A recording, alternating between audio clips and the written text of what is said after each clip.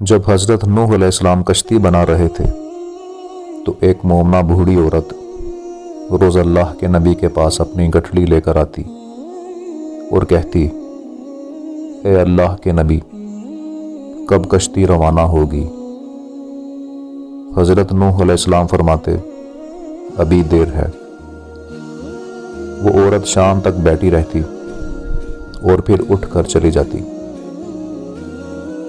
ایک دن حضرت نوح علیہ السلام نے فرمایا کہ اے عورت، جب جانا ہوا تو تمہیں بتا دیا جائے گا۔ یہ عورت واپس چلی گئی اور انتظار کرنے لگی کہ کب نوح علیہ السلام بلائیں گے۔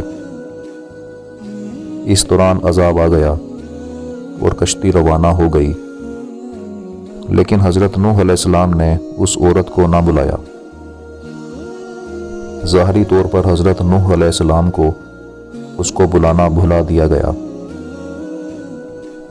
جب طوفان تھما تو ایک دن حضرت نوح علیہ السلام کے دل میں محبت اٹھی کہ شہر کو دیکھوں جہاں سے چلا تھا۔ وہاں آئے اور قریب جا کر دیکھا تو ایک جھونپڑی میں دیا جل رہا تھا۔ حضرت نوح علیہ السلام یہ دیکھ کر چونک گئے کہ روئے زمین میں کوئی ایسا گھر بھی ہے کہ اتنے عظیم طوفان کے بعد بھی جس میں چراغ جل رہا ہے۔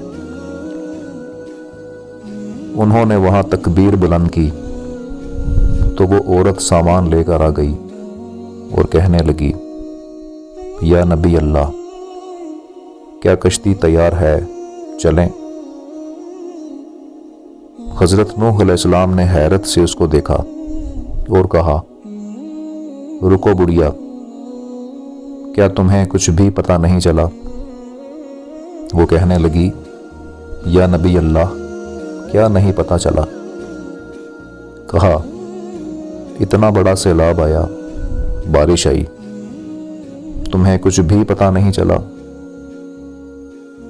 بڑھیا کہنے لگی، یا نبی اللہ، بس ایک دن بادل گرجے تھے اور کچھ ہلکی سی پھوار پڑی تھی۔